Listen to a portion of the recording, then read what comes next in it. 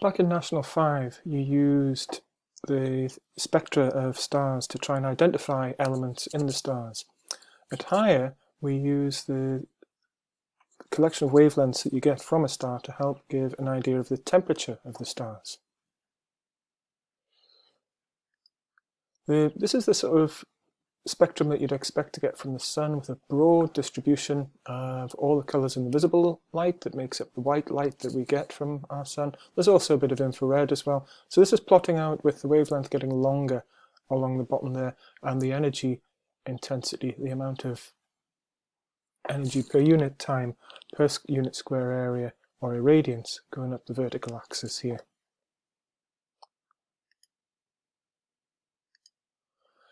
If we plot that out for objects with different temperatures, you can see here we've got something which is only 4,000 Kelvin. I say only 4,000, it's still very hot. But then as the temperature increases to 5,700 and then on to 7,500, you can see that there's two changes. Firstly, the peak of the distribution of wavelengths, it goes towards shorter wavelengths. And secondly, that the relative irradiance increases there. So let's just do that one at a time here. So if we take something which is 4,000 Kelvin, that could be something which is a red hot piece of molten metal. We've got a lot of infrared from there, and also visible red. There's not much green or blue, so it looks red because it's not giving a full spectrum. If we then think of something which is around about 6,000 Kelvin, which is the sun's temperature, then in that case, yes, you're getting a brighter, there's more energy received per square meter per unit time. In other words, the power over area, the irradiance, is greater at that kind of temperature. And that peak wavelength, given that in any case there's always a distribution of wavelengths, the peak is now towards a shorter wavelength. If you observe a blue star, which is a really hot star, then that would be an even higher irradiance level for the peak, but the peak is also shifted to even smaller wavelengths. So if we put that together, you can compare them by looking at that, the way that that peak radiation goes upwards and towards the lower wavelengths. So if we had three stars, Antares, the Sun, and Spica, Antares is a comparatively cooler star at only 3,500 Kelvin. Our Sun is 5,800, and Spica. These irradiances, or the intensity of the radiation, has been normalized here, so they're all roughly the same, but it's the peak of the wavelength which is different. So that's giving you an idea. We can tell the temperature of a star. So we can use this idea of the temperature and the luminosity, or the relative irradiance, with the different types of stars, the different sizes of stars, and different phases in their life cycle. So all stars start from a protostar, which is initially just a collection of gas molecules which pull together by gravity, and then starts to fuse the hydrogen and helium to produce the radiation from the star. So if we go on one, this can be plotted out on a Hertzsprung-Russell diagram, where the temperature of the star, which we get from that peak wavelength, is plotted in decreasing, so from hot to cool in that direction, and then the luminosity is plotted going from dim to bright up in that direction. And we can classify stars in terms of whether they're cool or bright, cool or hot, dim or bright. So you've got here a cool bright star at the top right hand corner here, or you could have a hot bright star or a hot dim star. Our Sun is kind of in the middle there. It's a very average kind of star, just in the sort of prime of its life, so it's neither of any of those four things. It's quite interesting to play a game where you can actually put celebrities in those corners as well, so you could have a think about which celebrities you could put there as well. When you plot all the stars that we can observe in the night sky, you can see them grouped on this Hertzsprung-Russell diagram, and this gives us an idea of how stars actually change.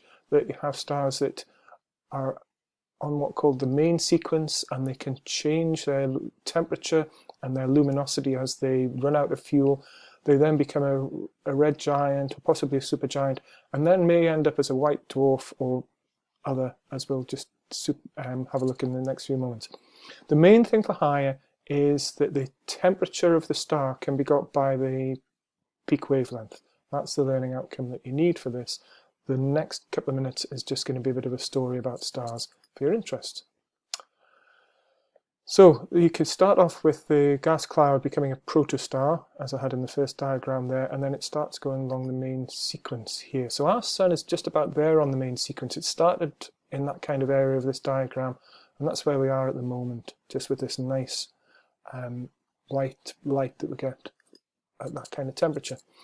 As the hydrogen and helium starts to run out, then the sun will start to get bigger and become a red giant and move to this area of the diagram. So the red giant star has got a core of heavier elements such as carbon and oxygen, and then it's surrounded by the helium, which says burning, but it's really fusing. And the size of a red giant is, if that's the size of our sun at the moment, then that's the size it would be if it turned into a red giant. It would have swallowed up Mercury, and its diameter would be close to Venus and heading in towards Earth. It would appear massive in the sky there. But don't worry, it's not going to happen for millions of years. Once it's a red giant, those outer layers are shed and disappear, leaving a nebula. So nebula is often referred to as a planetary nebula. It's not anything to do with the planet. It's still a star which has lost its outer layers and is starting to concentrate a really high density mass, which is where you'd find it down in a white dwarf in this part here. So the white dwarf, if it was the mass of the sun, would actually fit into something the size of the Earth, which doesn't sound very small, but is incredibly dense because all the mass of the sun has suddenly been compressed into something the size of our planet. And then there's a couple of things can happen. Either that the white dwarf will just explode into a supernova, which is one of the most cataclysmic events in the night sky, and happens very rarely but very briefly and are rarely observed. And that's if it's a relatively small star, so that's less than 25 times bigger than our sun. If it then turns into a neutron star, which can be detected by radio waves because of the high degree of radiation which is coming off there. If it's bigger and it's bending space-time, like we're seeing here with a really big star, in that case, oh, well, that's the best description I can come up with for a black hole. So yeah, it would swallow up everything, all the matter and all the light, and nothing would escape from a black hole. You can see that on this link, which is on the slides here, that you can move the star around the main sequence and see what changes happen to both the temperature and to the luminosity, and there's an exercise later in the assignment that asks you to do that. So just to recap, all stars start as protostars and from a gas cloud. They then can evolve into different types of stars with different temperatures and luminosity. The main thing is that you're getting the temperature from the peak wavelengths. So what you need to know is that the temperature of the object is related to the distribution of radiation. Peak wavelength is shorter for hotter than cooler object, and that the hotter objects emit more radiation per unit surface area per unit time. That's really just irradiance. It's just the radiation energy per unit surface area, or the radiation power per unit. So per unit area, per unit time. Radiation per unit time is power, per unit area is power divided by area, which is irradiance. It's just, that's the way it's worded.